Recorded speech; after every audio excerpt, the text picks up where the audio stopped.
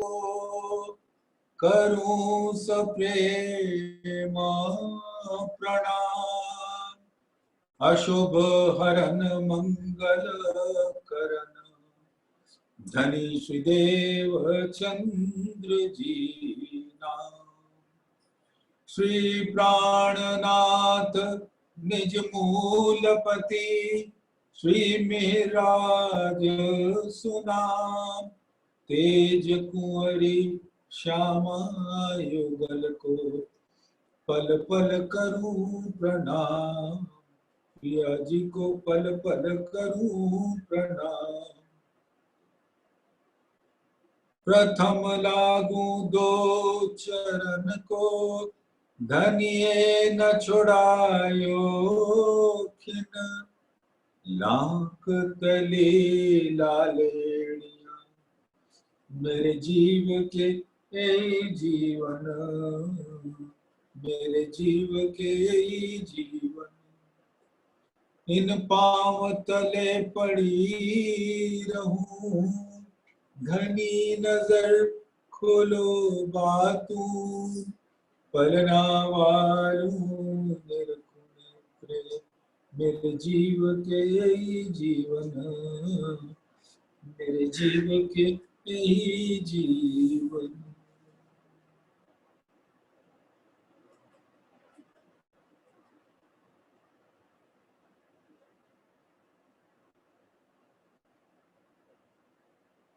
धामधनी अक्षरातीत के अति प्यारे लाडले सुंदर साथी जी, आपके कोमल चरण कमलों को मेरी आत्मा स्पर्श करती है।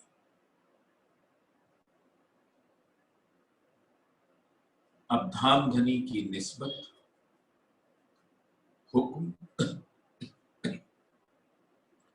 मेहर जोश के बल से अब अपनी सुरता से मूल मिलावे में विराजमान होती है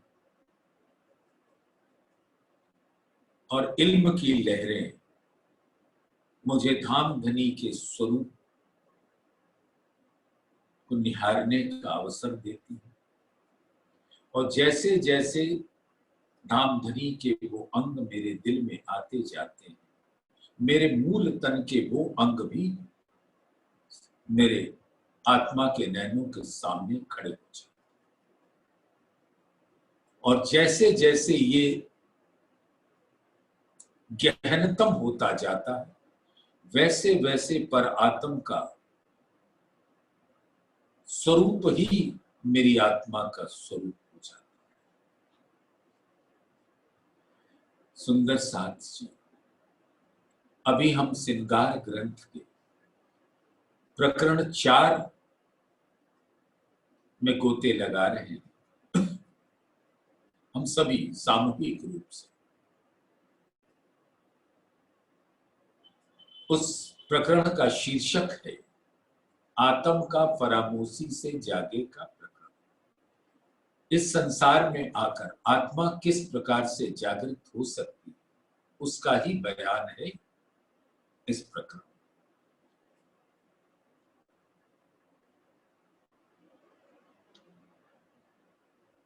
ताथे जो रूह अर्श अजीम की, सो क्यों ना करे उपाय। ले हक स्वरूप हृदय मिने और देवे सब उड़ाए।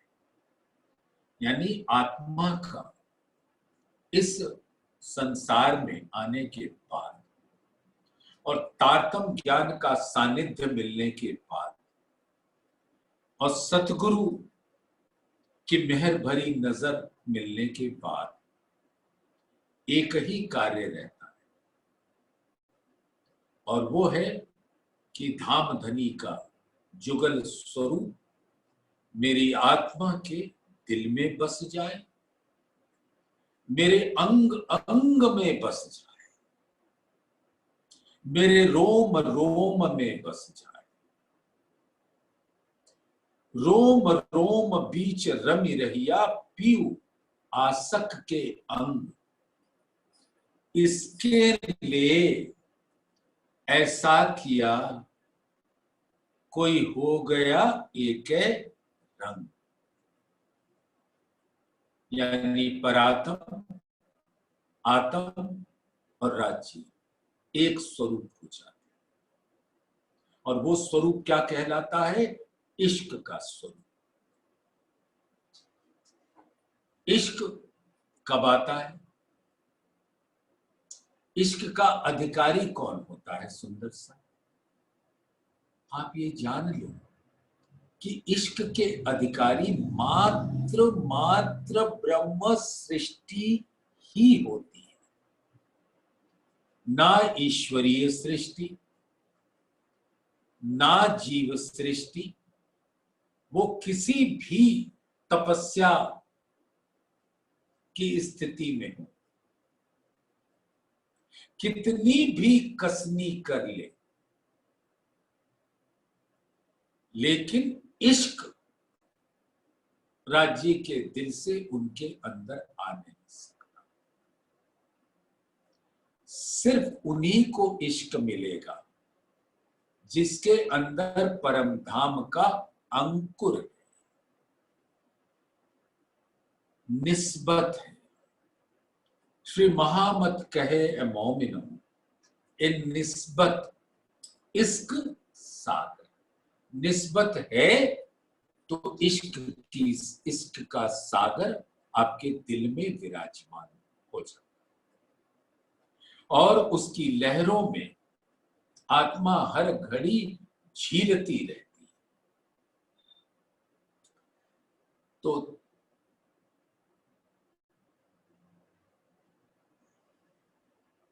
इश्क बिना रूह के दिल चुभे न सूरत। अगर निस्बत नहीं है तो इश्क नहीं है, और इश्क नहीं है तो धाम धनी का स्वरूप उसके हृदय में कभी अंकित नहीं होगा। इसके सीधा सा भाव है कि जब अहम में व जाग्या धाम का, मैं धाम धनी की धाम की अंगना हूं, मैं सुहागिन दुल्हन हूं,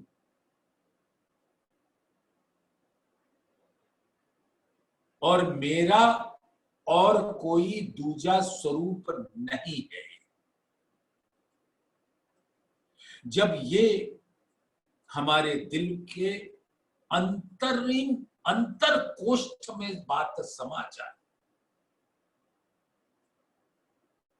तब जानो कि वो अंकुर का फूल कली से खिलकर पूर्ण फूल का स्वरूप हो जाता है।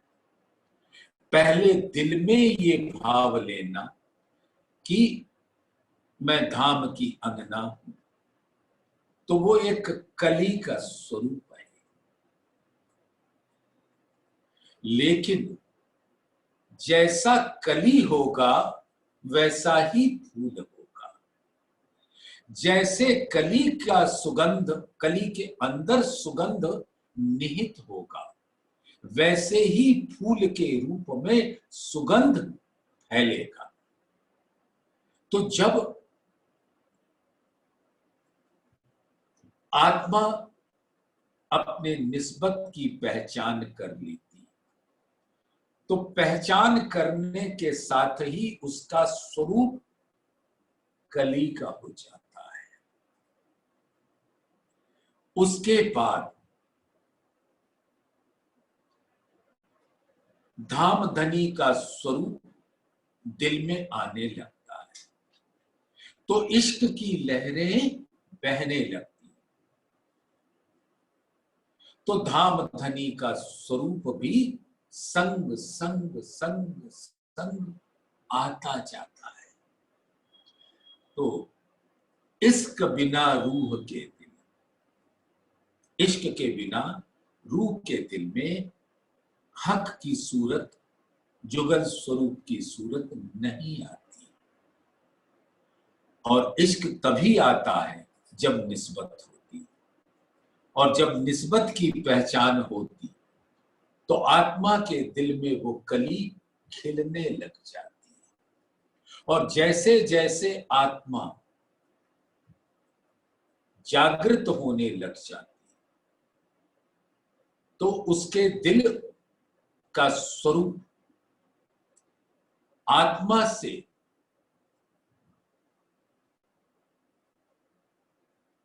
प्रखर होए के पर आत्म का दिल हो जाती है। और जब पर आत्म का दिल हो जाती है तो वो राज्य का दिल हो जाता है। ऐसे उत्कर्ष होता है। आत्मा का दिल कली पहचान के बाद, और जैसे जैसे आत्मा चितवन की राह अपनाती तो वो कली फूल खिलने लगती। थोड़ी खिली तो वो परात्म का दिल हो जाता है, और जब पूर्ण खिल जाती है तो वो धाम धनी का दिल हो जाता है। तो कली, फूल और पूरा खिला हुआ फूल, इन तीनों में कोई अंतर नहीं, क्योंकि बीज रूप से वो समान है। सभी इश्क का स्वरूप है। सबके अंदर वही सुगंध है जो राज्य के दिल के अंदर विराजमान अनंत सागरों का रस है, रंग है और सुगंध। सुंदर साथ हम विचारें कि आज मैं आत्मा, मेरी आत्मा की स्थिति क्या है? अभी मात्र बीज है कि बीज से कली बनी, कि कली से एक छोटा फूल बना, कि उस छोटे फूल से पूर्ण फूल का स्वरूप बन गया।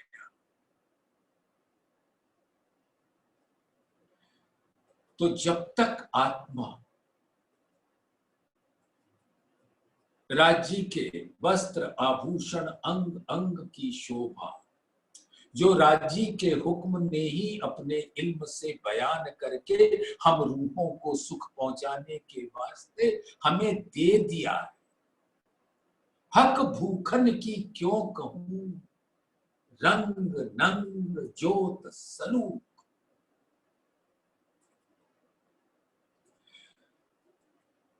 राज्य के अंगों की शोभा, उनके वस्त्र और आभूषणों की शोभा, उसके अंदर विराजमान अनंत नगों की शोभा,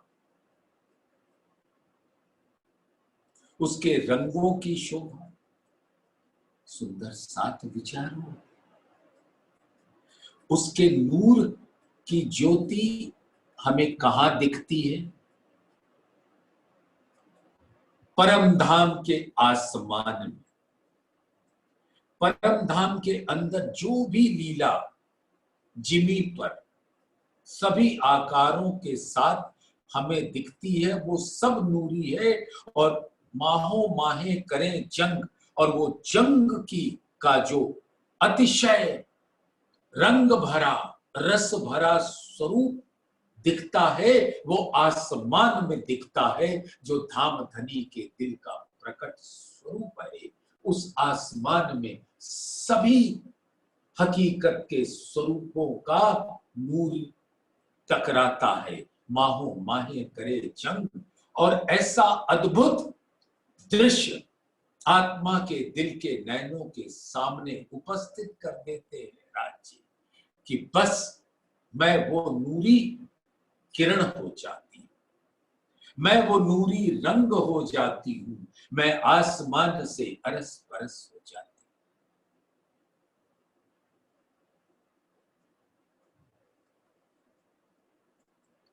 तो इश्क बिना रूह के दिल चुभे न सूरत हक, मेहर जोश निस्बते हक हुक्म चुभे मुतलक।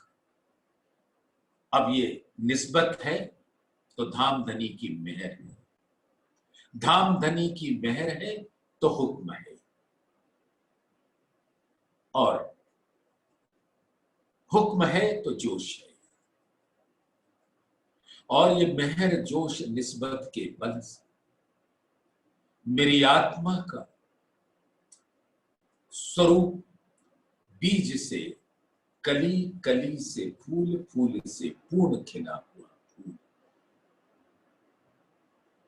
इस तन पे विराजमान आत्मा और इस तन से बाहर होएगी आत्मा का स्वरूप कली का हो जाता है।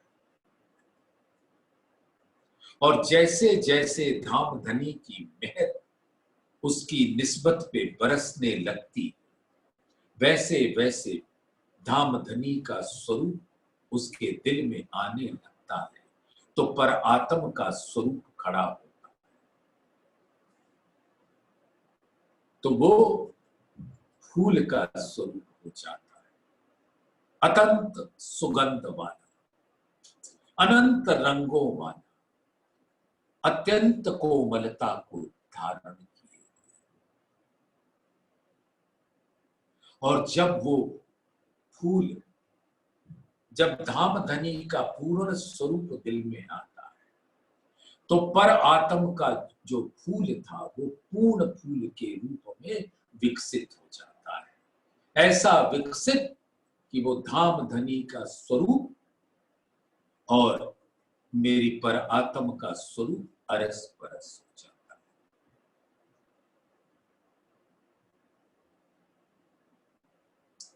और इश्क माहे रूहन हके अर्स कया जाको दिल, हके दिल दे रूहों दिल लिया यो एक हुए हिल मिल। सुंदर सा ऐसा अद्भुत दृश्य परम धाम हम अपने दिल के अंदर धारण करें। एक ही काम है, वो ये चितवन चितवन चितवन, वाणी मंथन ग्रहण, वाणी मंथन ग्रहण, मंथन ग्रहण, और वही वाणी हमारा विश्राम का स्थान है। मोहे दिल में हुक्मे यो कहिया। अब इंद्रावती जी फरमाती कि उनके दिल में विराजमान धाम धनी का आवेश स्वरूप अपना हुक्म देता है उस आत्मा कि मूल स्वरूप के मुखार बिंद का दीदार करो। मेहर तुम्हारे साथ, निस्बत तुम्हारे साथ, इल्म तुम्हारे साथ,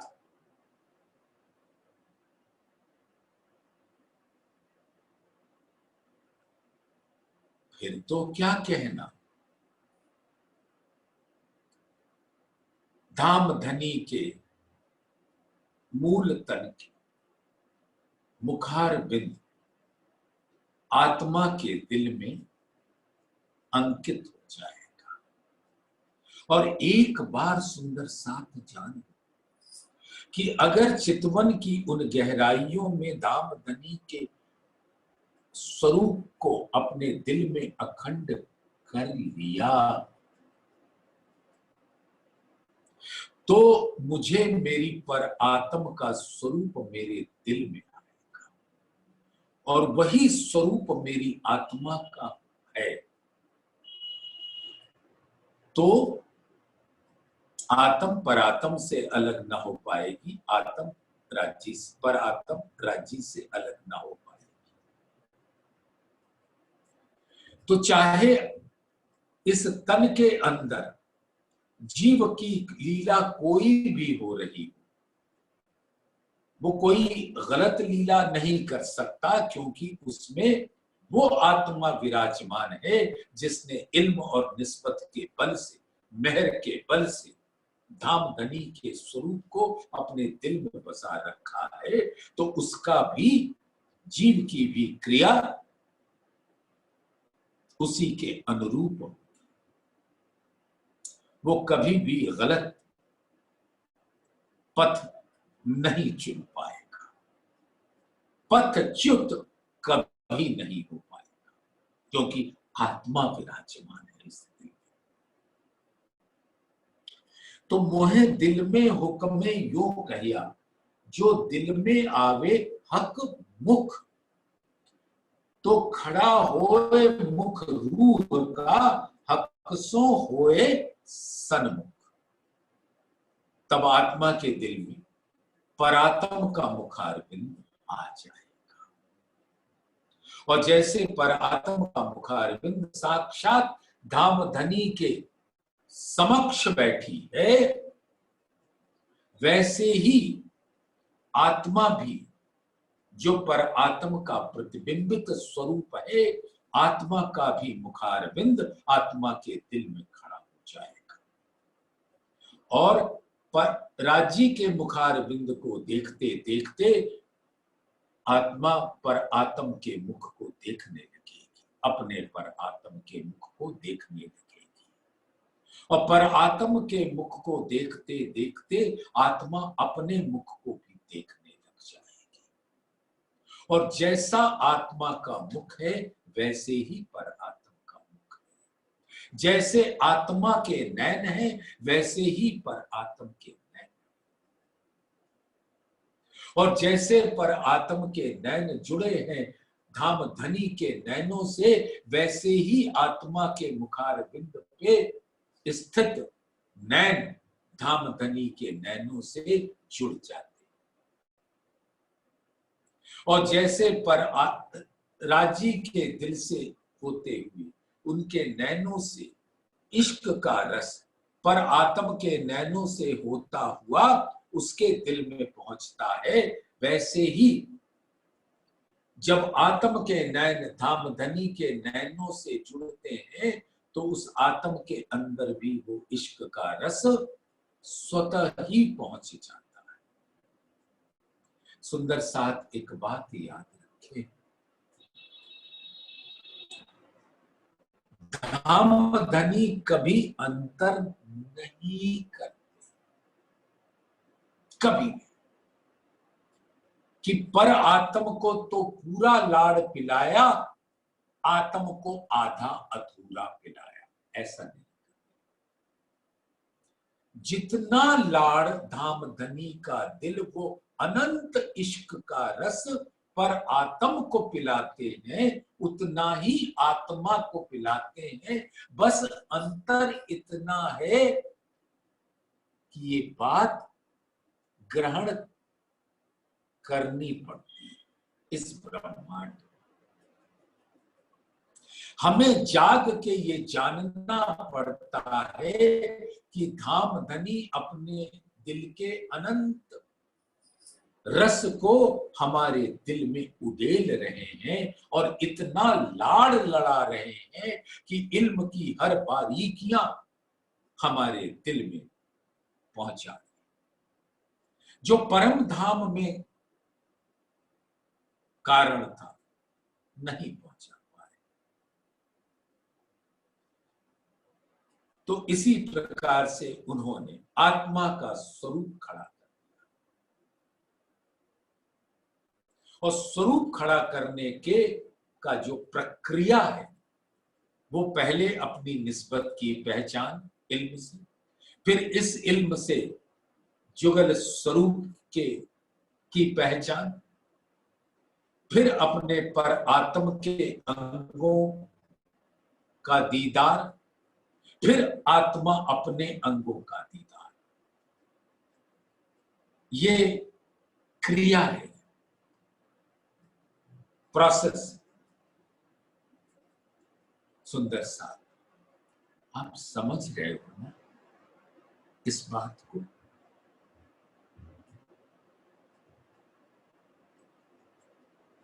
तारतम ज्ञान यहां पर सतगुरु ने हमारे ऊपर अपनी मेहर भरी नजर डाली, हमें अपने चरणों में लिया, हमें तारतम ज्ञान से नवाजा, फिर आहिस्ता आहिस्ता दिल के पर्दे खोलते गए और उस तारतम्य के प्रकाश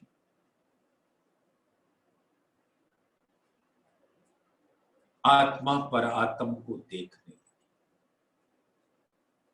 इन उजाले जहर उतरसी, तब बढ़ते बल नहीं बेर जी, पर आत्म को आत्म देखसी, तब उतर जासी सब फेर जी। ये जीव रूपी फरामोशी आत्मा के ऊपर से पूर्णतया टल जाएगी। सुंदर साथ विचार, बहुत सावचेत होकर धामधनी ने कितनी मेहर और अपना लाड़ बरसाया कि यहां पर सतगुरु को अपने हुक्म का बल देकर अपनी मेहर भरी नजर उन पर डाली, और जब हम उनके चरणों में पहुंचे तो साक्षात अक्षरातीत की मेहर भरी नजर ने हमको झिला दिया, स्नान करा और तारतम ज्ञान नवाज दिया। और तारतम ज्ञान के वचन जो सतगुरु ने अपने मुखार विंद से कहे थे, वो गूंजने लगी मेरे श्रवण अंग में और मेरी आत्मा के अंदर अखंड हो गई। अब मुझे उसको सोचना नहीं पड़ता, वो स्वतः ही तारतम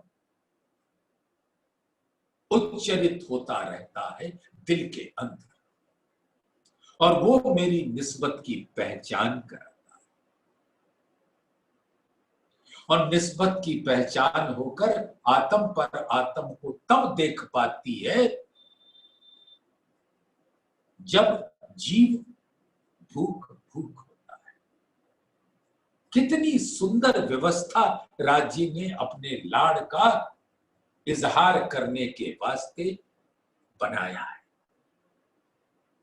हक भूखन की क्यों कहूं रंग नंग जोत सलूक, जो अभी धामधनी की कृपा से आपके समक्ष वो आसमान पे ज्योतियों की जंग होते देखा गया। निहारा आत्म उठ खड़ी तब हो वही, पहले जीव होए भूख भूख। पहले जीव को तारतम ज्ञान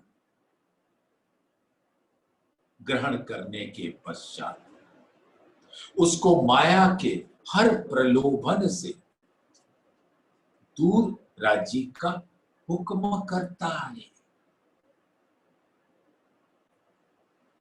और वो गल जाता है और स्वयं को आत्मा से अरस परस मानने लगता है, वही स्वरूप मानने लगता है। फिर जीव का स्वरूप तो लुप्त हो जाता है, और घाट बिना गले जीव क्यों टल होसी आत्म। तीन दीवाल आड़ी भई सो उड़े न बिना खस। ये तीन गुणों का जो संसारक है, ये तन है, उस सबसे जीव को भी बाहर निकाल दिया, और वो तारतम ज्ञान के अंदर उसकी मधुरता के अंदर रसपान करके मस्त रहता है। और जब इस प्रकार से वो अपना किनारा ढूंढ लेता है, किनारा पा लेता है, घाट पा लेता है, तब वो अपने आप को आत्म स्वरूप में देखता है। जैसे राज्य का स्वरूप जब आत्मा के दिल में आता है तो उसके दिल के अंदर उसके परात्म का स्वरूप खड़ा हो जाता है, उसी प्रकार से इस तारतम ज्ञान के प्रकाश में जब जीव धामधनी के स्वरूप का ध्यान करती है तो उसके दिल के अंदर आत्मा के अंग खड़े हो जाते हैं, तो वो अपने आप को आत्म स्वरूप मानने लगता है। और परम धाम में आत्मा का स्वरूप पर आत्म के जैसा है ही, वो उसको दिखने लगता है।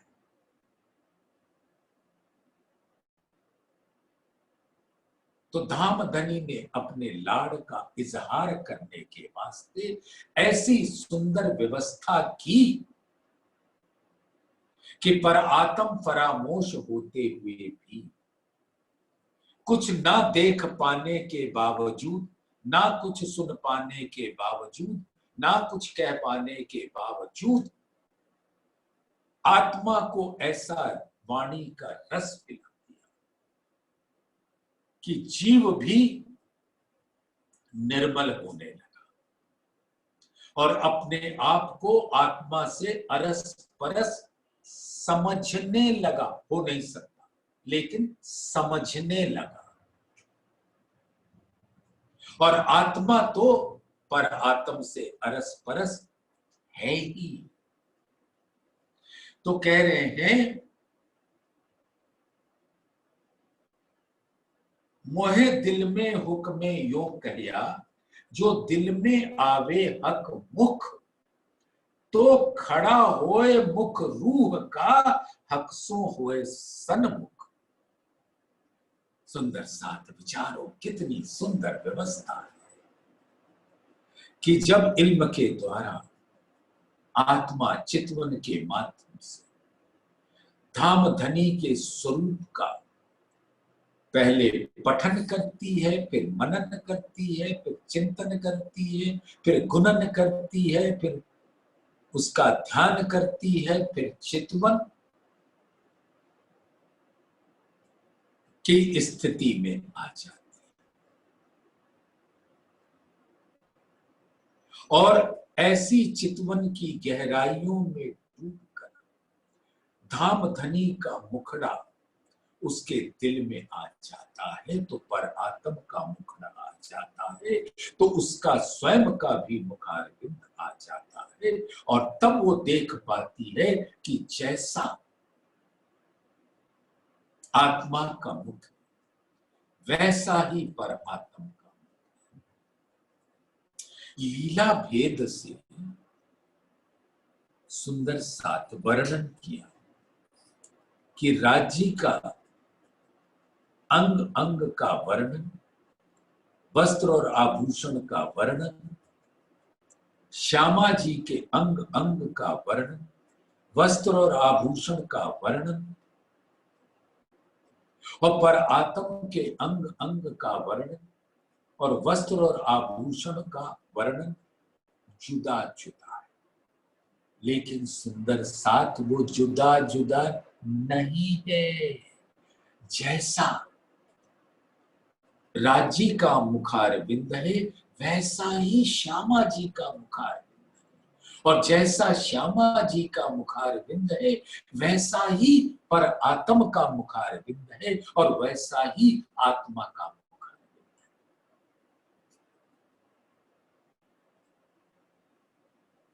सुंदर साथ पर राज्य का दिल ही राज्य ने प्रकट रूप में श्यामा जी का स्वरूप बनाकर, या स्वरूप बनाना तो क्या है, स्वरूप दिखलाया पर आत्म को अपने वाम अंग में बिठाकर।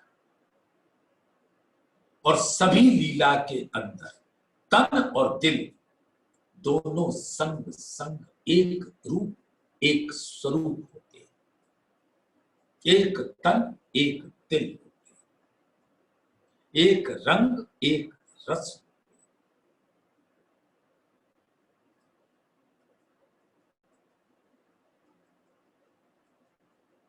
शोभा श्री श्यामा जी की निपट अति सुंदर,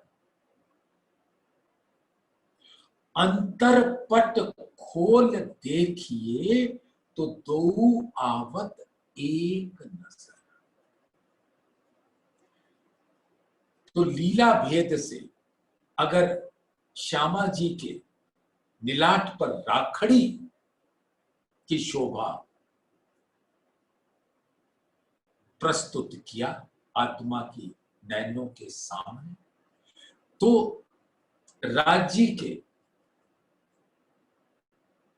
नीलवट के ऊपर पाग और पाग में दुग्ध थी।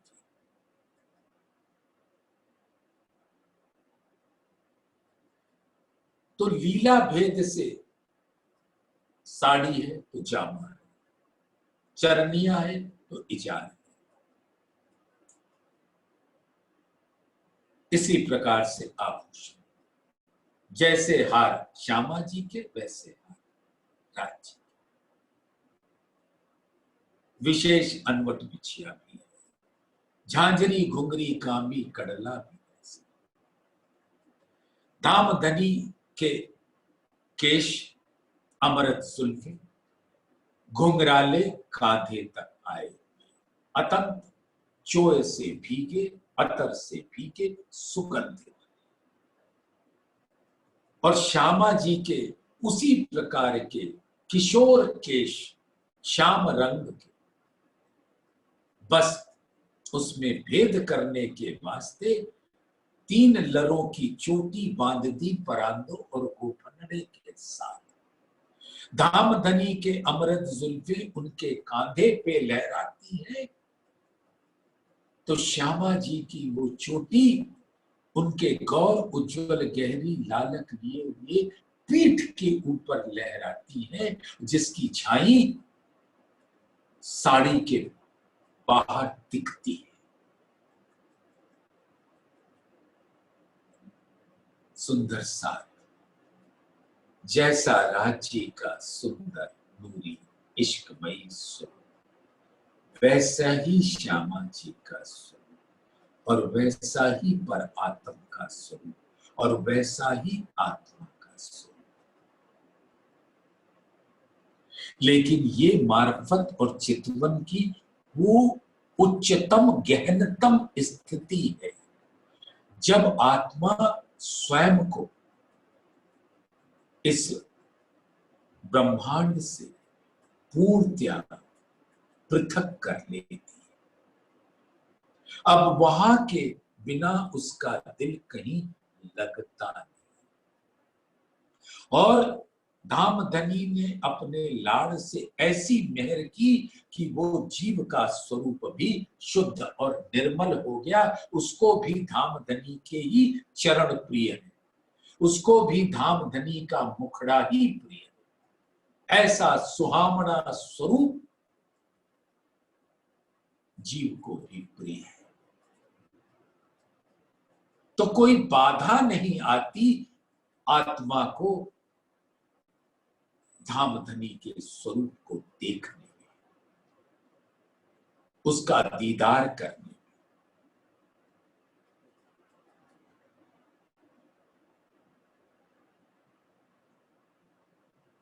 अधुर हरवटी नासिका, दंत जुबा और गाल, जो अंग आया हक का दिल में, उठे रूह अंग उसी मिसाल।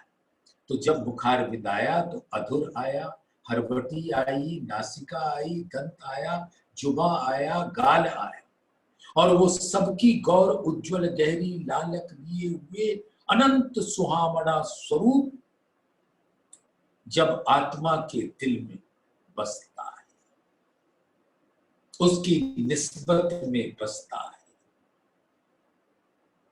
तो वही अंग श्यामा जी का भी उसके दिल में आ जाता है, और वही अंग उसके मूल तन का भी आ जाता है, तो उसका भी आ जाता है। जो तू ग्रहे हक नैन को, तो नजर खुले रूह नैन, तब आशिक और मासूक के होए नैन, नैन से सैन। जब उस सुंदर सुहावना मुखारबिंद आत्मा चितवन की गहराइयों में डूबकर धामधनी के प्रेम से उसका दीदार करती है। तो उसके हृदय में श्यामा जी के नयन आ जाते हैं। श्यामा जी के नयन और धामधनी के नयन जिस प्रकार से इशारे करते हैं, सैन करते हैं, श्यामा जी के नैन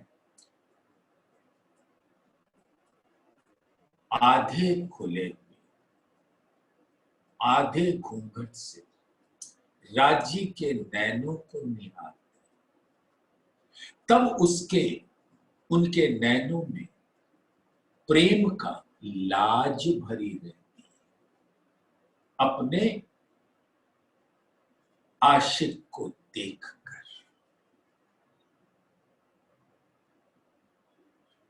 तो श्यामा जी के नैनों के पलकों में लाज भरी होती है, तो राजी के नैनों के पलकों में इश्क भरा होता है। वो इश्क देने को उतावले, श्यामा जी उसको लेने के लिए उतावले। और ये जो मूक नैन का नैन से सैन होता है, ये इसकी जो मधुर स्थिति है, वो आत्मा अपने दिल के नैनों से अपने दिल में ग्रहण कर पाती है। और जब ये सारा प्रेम भया दृश्य आत्मा के दिल में अंकित होता है, तो पर आत्म के नैन भी उसके दिल में आ जाता है। तो जो तू ग्रहे हक नैन को, तो नजर खुले रूप नैन। अब जब धामधनी के नैन आत्मा के दिल में खड़े होते हैं, यानी अंकित होते हैं, बस जाते हैं, तो आत्मा के नैन के दरवाजे सब खुल जाते हैं। और फिर आत्म का नैन पर आत्म के नैन से अरस परस, और पर आत्म का नैन राजी के नैनों से अरस परस, और पर राजी के नैन श्यामा जी के नैनों से अरस परस, और श्यामा जी के नैन फिर पर आत्म के नैनों से अरस परस, और फिर पर आत्म के नैन आत्मा के नैनों से अरस परस। इस मधुर एकत्व वहदत की स्वरूप को आत्मा सुंदर सा ग्रहण करिए।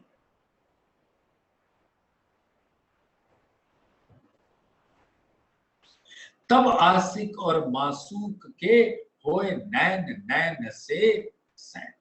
राजी आशिक, श्यामा जी माशूक, राजी आशिक पर आत्म माशूक, राजी आशिक और आत्म माशूक, और इन सभी स्वरूपों के नैन एक दूसरे से मिले हुए, और ऐसी सुंदर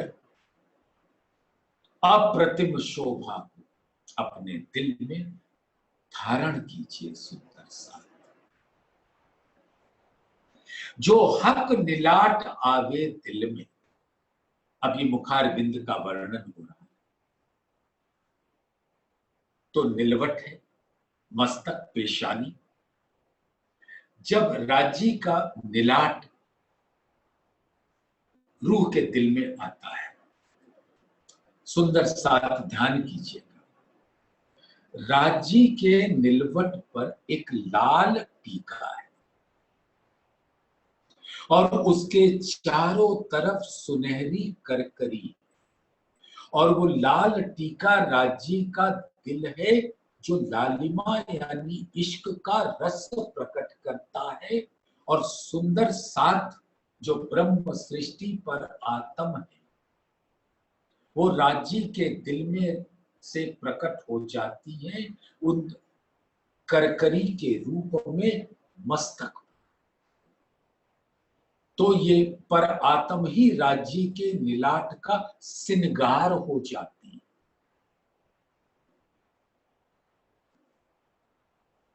और श्यामा जी के निलवट पर लाल पेंदा, जो धाम धनी के निलवट पर है वही दिल श्यामा जी जो स्वयं ही दिल के स्वरूप है उनकी निलवट पर आकर खड़ा हो जाता है। तो जैसा टीका राजी के निलवट पर वैसा ही लाल टीका श्यामा जी के निलवट, और उस टीका के ऊपर मांग से लगता हुआ राखड़ी हीरे की अपार ज्योति के साथ, और ऐसी ही सुंदर आभा और शोभा राज्य के सिर पर विराजमान आत्मा रूपी पाग, पाग की 3 कलंगी बीच में और दुगदुगी लटकती हुई माणिक का रंग फैलाती, जो प्रेम का रंग है, और माणिक सुंदर सा अगर अर्श की हकीकत में देखें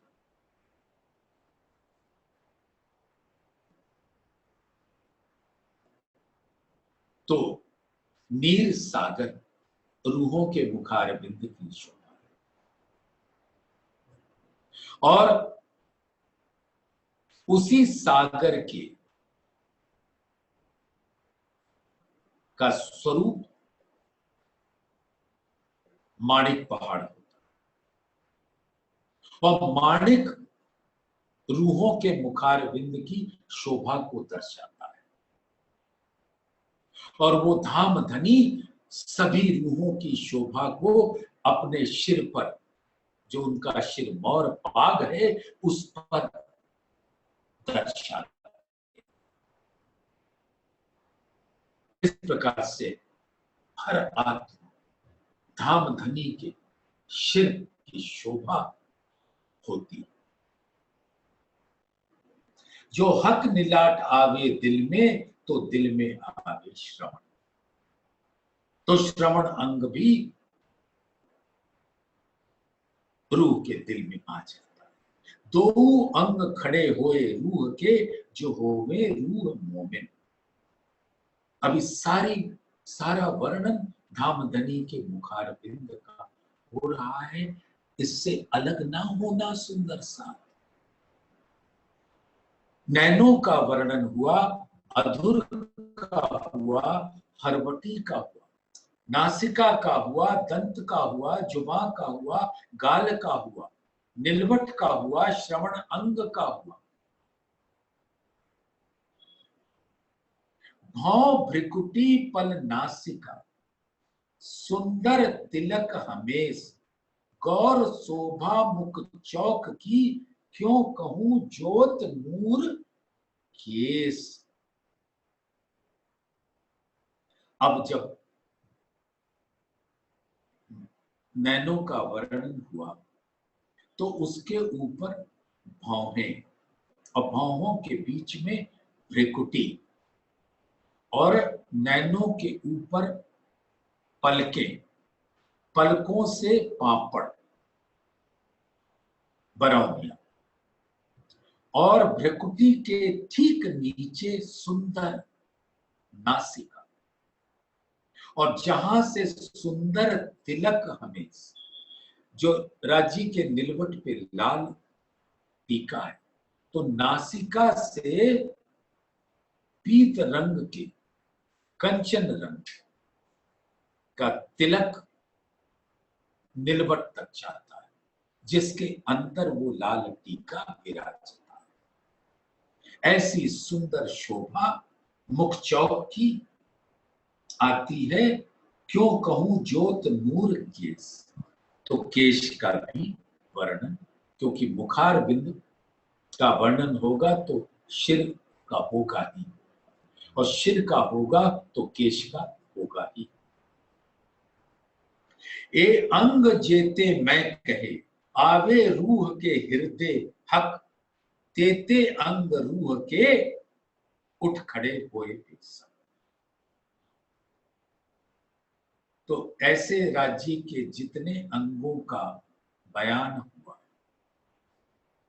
उसका दीदार करते करते आत्मा उन अंगों को अपने दिल में खड़ी कर लेती और वो अंग पर आत्म के उसके दिल में खड़े होते जाते, वो अंग श्यामा जी के खड़े होते जाते हैं, तो वो अंग आत्मा के भी खड़े होते जाते हैं। और ये प्रक्रिया आत्मा को निरंतर अपनानी है, यही एक कार्य है और ये चितवन के बिना संभव नहीं।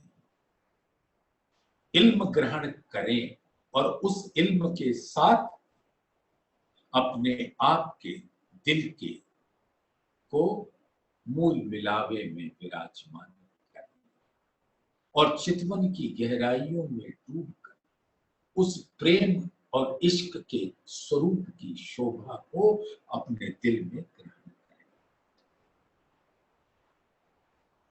बाग बनी सिर सारंगी, इन जुबा कही ना जाए, ए जुगत जोत क्यों कहूं, जो हकें बांधी दिल। बाग का स्वरूप राजी ने हमेशा वाणी में सुंदर वर्णन किया कि जैसे वस्त्र और आभूषण आप जब भी देखें दामदनी का अंगों की शोभा रहती है, लेकिन बाग न रंग परवाली मंदिर में उन्होंने मुझे बांधने का सौभाग्य प्राप्त करने दिया और न कहीं किसी भी स्थान पर। बाग तो उन्होंने स्वयं ही बांधा है। सुंदर साथ प्यार से सिर पाग बांधी चतुराई सो, हके पेच हाथ में ले, भाव दिल में ले के क्यों कहूं सुख विद ए। और जैसे जैसे धामधनी मुस्कुराते हुए अपने नैनों से इशारे करते हुए पाग को अपनी नरम पाग के लपेट को अपनी नरम कोमल गौर उज्ज्वल गहरी लालक लिए हुए अति सुगंधित अंगुरियों में पकड़कर अपने सिर के ऊपर घुमाते हैं और हर पेच में फूलों का हिस्सा होता है जो नगों से जड़ा होता है और जो पर आत्म का ही स्वरूप होता है, आत्मा होती है। और जैसे जैसे ये पाग बंधता जाता है तो वो फूल पूरी तरह से खिल जाता है, जैसे बीज, कली, फूल और पूरा फूल। वो पाग पर खिल जाता और ये बांधने का जो अंदाज है उसके पीछे एक चतुराई है। चतुराई ये है कि हम सभी आत्माओं के दिल को उस पेच के साथ बांध लेते हैं, लेकिन वो पेच भी आत्मा है तो उसको नरम अंगुलियों के स्पर्श का सुख प्रदान करते हैं। सुंदर साथ विचारना, रंग पर वाली मंदिर में जब धामधनी मेरे संग बिल्कुल अकेले होते हैं मेरे मंदिर में, तो जो जो सुख वहां हमें मिलता है, सुंदर साथ याद करो, सुबह 6 बजे से लेकर रात्रि के 9 बजे यानी 15 घंटे 5 प्रहर एक बार भी क्या धाम धनी ने हमें अपने अंगुलियों के स्पर्श का सुख दिया? अपने नैनों से सुख पिलाते हैं, अपने रसना से सुख पिलाते हैं, लेकिन अपने अंगुलियों के का स्पर्श तो सिर्फ रंग पर वाली मंदिर में मिलता है, अन्यथा कहीं नहीं मिलता। तो राज्य अपने अंगुलियों का स्पर्श उस आत्मरूपी पाग की लपेट को पहुंचाते हैं। इसके पीछे ये चतुराई है। और जब पाग उस रस को प्राप्त करती है तो क्योंकि पाग आत्मा है तो परम धाम का हर स्वरूप वह दत्त का स्वरूप है, हर स्वरूप आत्मा है, तो उसका रस सभी को समान रूप से मिल जाता है। तो पाग बनी सिर सारंगी इन जुबा कही न जाए, ए जुगत जोत किस युक्ति से उस नूरी पाग को बांध रहे हैं, जो हके बांधी दिल ले आए। तो राजी ने अपने दिल में भाव लिया कि अब आत्मरूपी पाग की लपेट को मैं अपने नरम अंगुलियों के स्पर्श का सुख पहुंचाऊं। तो ऐसा किया। सिर पाग बांधी चतुराई से हके पेच आत्मे। और जब आत्मा ये भाव लेती है तो उस सुख का बयान शब्दों में नहीं हो सकता। अतंत शोभा सुंदर चढ़ती चढ़ती तरफ चार, यानी जिमी से आसमान के बीच में ऐसे मुखारविंद और पाग की शोभा बस जाती है और उसके नूर की किरणें आपस में माहों माहे करें जंग, और उस जंग की अद्भुत प्रक्रिया आत्मा के दिल को अनंत इश्क का सुख पहुंचाती है। जित देखूं तित अधिक, दसों दिशाओं में कहीं भी देखे अधिक अधिक अधिक, शोभा न आवे माहे सुमाए। तो सुंदर सारी उस शोभा आत्मा अपने दिल में धारण करे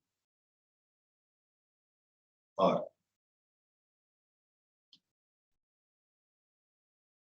आज समय इजाजत नहीं देता, अन्यथा तो ये चलते ही रहना चाहिए।